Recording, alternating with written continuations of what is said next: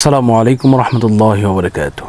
চোর ধরুন, চোরকে শায়েস্তা করুন, চুরির মাল ফেরত পেতে কী কী আমল করবেন আজকে সম্পূর্ণ কিছু আপনাদেরকে জানিয়ে দেওয়ার চেষ্টা করব ইনশাআল্লাহ। আল্লাহ পাক রব্বুল আলামিন কুরআনুল কারীমের মধ্যে ৬৬৬৬ খানা আয়াত নাজিল করে দিয়েছেন।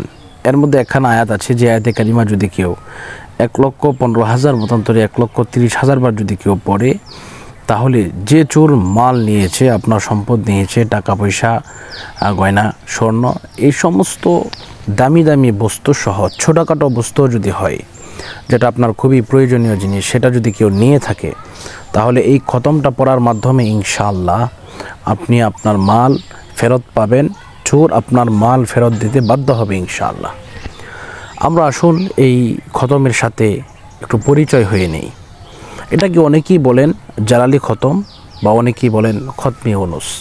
এই খতমি উনুস যদি কেউ ১,৩০,০০০ বার যদি কেউ পড়ে, ইনশাআল্লাহ যাদের সময় আছে তারা, আমি নিয়মটা পড়ে বলে দেব, এই নিয়মে পড়ে নেবেন। আর যাদের সময় নাই, ইনশাআল্লাহ আমাদেরকে বললে ডেসক্রিপশনে নাম্বার দেওয়া আছে, ফোন করলে ইনশাআল্লাহ আমরাও আমাদের ছাত্রদের মাধ্যমে পড়িয়ে দেওয়ার চেষ্টা করবো ইনশাআল্লাহ।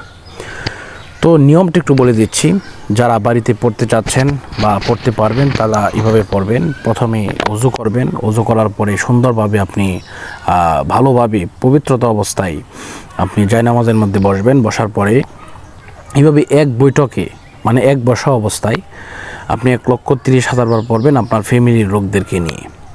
তো প্রথমে সূরা ফাতিহা একবার, এরপরে সূরা ইখলাস ৩ বার, কয়েকবার দরুদ শরীফ পাঠ করার পরে এইভাবে পড়া শুরু করবেন, লা ইলাহা ইল্লা আনতা সুবহানাকা ইন্নী কুনতু মিনাজ জালিমিন। এইভাবে ১০০ বার যখন হয়ে যাবে তখন পড়তে হবে ফাস্তাজাবনা লাহু ওয়া নাজ্জায়নাহু মিনাল গাম্মি ওয়া কাযালিকা নুনজিল মুমিনিন। এইভাবে এই খতমটা যখন পড়বেন, দেখবেন ইনশাআল্লাহ সাথে সাথে অথবা ৩ থেকে ১ সপ্তাহের ভিতরে, সর্বোচ্চ ৪০ দিনের ভিতরে আপনার মাল আপনি ফিরে পাবেন। তো আমি একটি ঘটনা আপনাদেরকে শেয়ার করতে চাই। তা হচ্ছে, আমার নানা একজন মসজিদের ইমাম সাহেব ছিলেন। তো ওনার সাইকেলটা মসজিদ থেকে চুরি হয়ে গেছে। তো উনি ওনার ছাত্রদেরকে দিয়ে উনি তৎক্ষণাৎ এই খতমটা পড়ে দিলেন। ইনশাআল্লাহ মাত্র ৩ ঘন্টা লাগে এই খতমটা পড়লে, কিন্তু মাত্র ১ ঘন্টা পড়ার পরপরই চোর সাইকেল নিয়ে ফেরত এসেছে। এটা আমি নিজে সাক্ষী, এবং আমি দেখেছি চোরের এদিক দিয়ে ওই দিক দিয়ে রক্ত লেগে আছে এবং চোর কান্না করতেছে, না পায়ের মধ্যে এসে পড়ে গেছে যে হুজুর মাফ করে দেন, আমি আর সহ্য করতে পারতেছি না। আমার হঠাৎ করে এমন তীব্র ব্যথা শুরু হয়ে গেল, আমি অসম্ভব সহ্য করতেই পারতেছি না। আমার মুখ দিয়ে অটোমেটিকলি নাক দিয়ে এভাবে রক্ত বের হচ্ছে, রক্ত এইভাবে এদিক দিয়ে লেগে আছে। তো আমার নানা মহৎ মনের মানুষ ছিলেন, উনি ক্ষমা করে দিলেন। যাক, যে কথা বলতেছিলাম, আপনারা ইনশাআল্লাহ যদি এই খতমটা পড়েন, ইনশাআল্লাহ পড়তে পারেন। আর যদি না পারেন, ইনশাআল্লাহ আমাদেরকে বললে আমরা ইনশাআল্লাহ পড়ে দেবো ইনশাআল্লাহ।